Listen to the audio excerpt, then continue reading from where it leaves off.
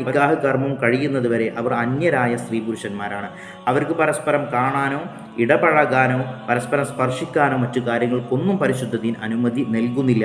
കാരണം അതൊക്കെ നമ്മുടെ മുമ്പിൽ എന്തുകൊണ്ടാണ് പരിശുദ്ധ ദീൻ ഇത്തരത്തിലുള്ള ഒരു നിയമം വച്ചിട്ടുണ്ടെങ്കിൽ അതിൻ്റെ കാര്യം ഉണ്ടാവുക തന്നെ ചെയ്യും. നമ്മൾ കേൾക്കുന്നതാണല്ലോ, വിവാഹം നിശ്ചയിച്ചുറപ്പിച്ചു, ഭാര്യ ഭർത്താക്കന്മാരെ പോലെ ഇവർ കറങ്ങാനുള്ളിടത്തൊക്കെ കറങ്ങി, പോകാനുള്ളിടത്തൊക്കെ പോയി, അങ്ങനെ പരസ്പരം അടുത്ത് ചാറ്റിങ്ങും കോളും മറ്റു കാര്യങ്ങളൊക്കെ ആയി. അങ്ങനെ ഒടുവിൽ ഭർത്താവ് ചെക്കൻ കല്യാണത്തിൽ നിന്ന് പിന്മാറി, അല്ലെങ്കിൽ പെണ്ണ് കല്യാണത്തിൽ പിന്മാറി. അതിനെ തുടർന്ന് അവർക്കിടയിലുണ്ടായ ഡിപ്രഷൻ അടിച്ച് ആത്മഹത്യ ചെയ്യുന്ന എത്രയോ സംഭവങ്ങളൊക്കെ നമ്മൾ കേട്ടിട്ടുണ്ട്. അപ്പോൾ ഇസ്ലാം അതിൻ്റെ വാതിലിനെ തന്നെ അടക്കുകയാണ്, കുട്ടിയടക്കുക. ഇസ്ലാമിൻ്റെ നിയമങ്ങളുടെ ഒരു രീതി എങ്ങനെയാണ്, ഹറാമ് വരാനുള്ള മാർഗത്തിനെ കൊട്ടിയടക്കുകയാണ് പരിശുദ്ധ ദീനിൻ്റെ ഒരു ശൈലി എന്ന് പറയുന്നത്. ആ അടിസ്ഥാനത്തിൽ വിവാഹബന്ധം തുടങ്ങുന്നത് നിക്കാഹ് കർമ്മത്തിന് ശേഷം മാത്രമായിരിക്കണമെന്ന് ഇസ്ലാമിന് നിർബന്ധമുണ്ട്. ഇസ്ലാം അനുസരിച്ച് ജീവിക്കുന്ന ആളുകൾ അതാണ് പിന്തുടരേണ്ടത്.